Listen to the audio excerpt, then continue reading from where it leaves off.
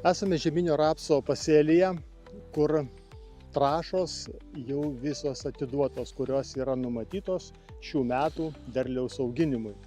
Ne visi ūkininkai savo laukuose dar yra atidavę trąšas, bet žvelgiant į šį pasėlį ir matome, kad jau prasideda stiebo ilgėjimas, tai ir toks puikus oras, tai trąšas atiduoti jau kaip ir reikėtų ir pabaigti su tręšimu, nes šią savaitę turime labai puikų orą ir žiūrint į rapsą,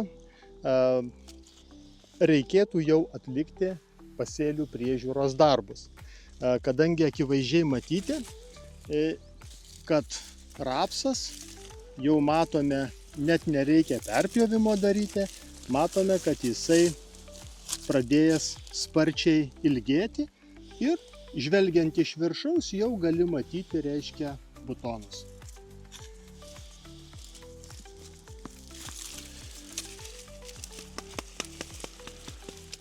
O, čia dar turime, reiškia, ir rudeninę dovaną su namuku. Taip jau. Nu, dar neišėjęs, dar gyvena. Dar gyvena, bet aišku, jis taip pat pasiekmių šiek tiek padarys. Nu, tai jau yra iš tikrųjų pačiam augume, jau daugiau kaip 10 cm pakilęs. Akivaizdžiai matyti pakilimas, kur buvo žiemojimo metu ir kur jau dabar yra. Tai dar čia ne, Tai dar daugiau. Dar daugiau, nes va čia yra butonas ir koks jau yra pakilimas. Tai kadangi trąšos jau čia atiduoto šitam pasėlyje, pasėlių priežiūros darbai turi būti atliekami nedelsiant. Ir laukti į tokį rapsą žiūrint jau tikrai nėra ko. Dabar jeigu pasižiūrėjus, tai matosi, kad pradeda auginti ir šoninės šakas, iš pažastų kyla, bet dar čia yra ir miegančių pumpurų. Tai iš tikro būtų laikas atiduoti augimo reguliatorių, nes tikrai mes norėtumėm prilaikyti, kad nekiltų tas pagrindinis stiebas, o kad augtų tušoninės šakos, reikia energiją nukreipti į jas. Ir galbūt kitur, kur dar pažadinti vieną kitą pumpurą, kuris galėtų išaugti į normalų produktyvų stiebą. Už tai mes jau pasinaudojant ilgametę mūsų purškimo patirtimi, kad taip ir yra, kaip Juozas ką tik minėjo, numatytas mūsų purškimas ir pirmas produktas, kuris turi eiti į purškimo talpą, manganas.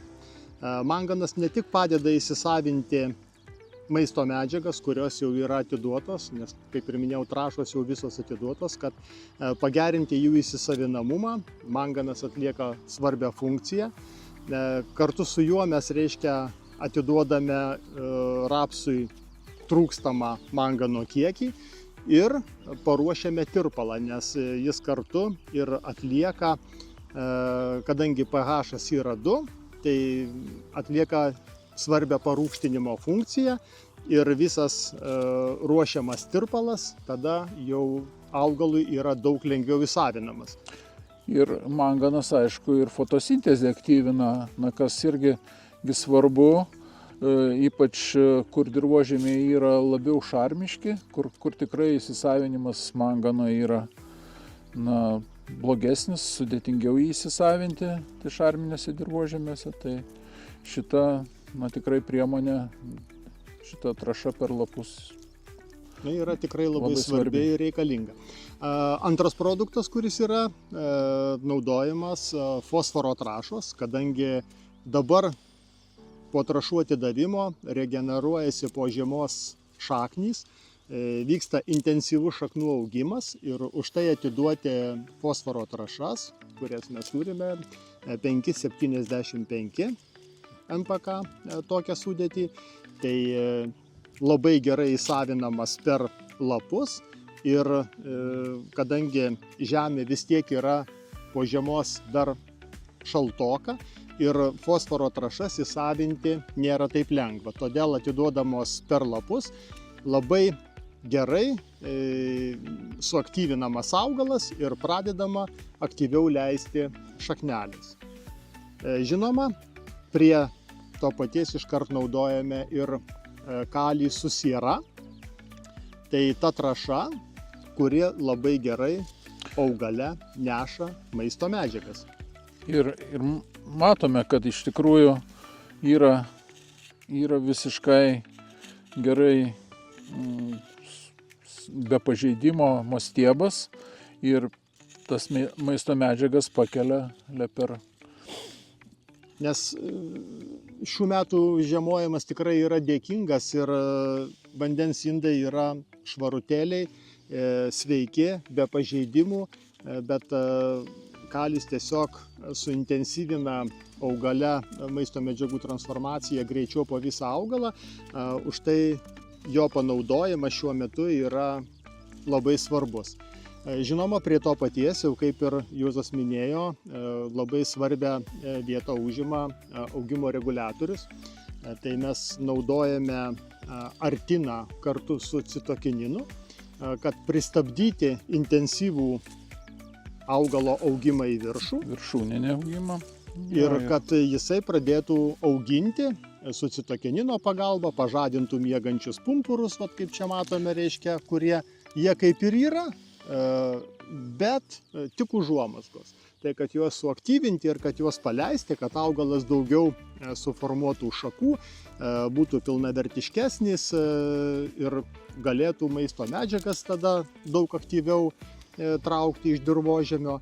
Tai tas komplektas yra labai svarbus. Jis ne vien tik, kad pažadinti miegančius pumpurus, kad reiškia augimo reguliatorius duodamas, kad daugiau užaugintų žalios masės augalui irgi labai svarbu, bet kad ir šiuo metu prilaikytų kiek įmanoma arčiau žemės paviršiaus ir jisai sparčiai nebėgtų į viršų. Nes dar kitą savaitę laukiamos šalnos, kurios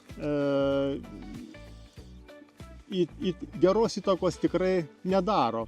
Jeigu intensyviai rapsas auga ir patiria šalčio stresus, jis būna prisitraukęs daug sulčių ir atsiranda tie vadinami pavasariniai plyšimai, kur stiebai sutrūksta, suplyšinėja, nes tas staigus augimas ir ta temperatūrų tokia kaita rapsui yra labai pavojinga.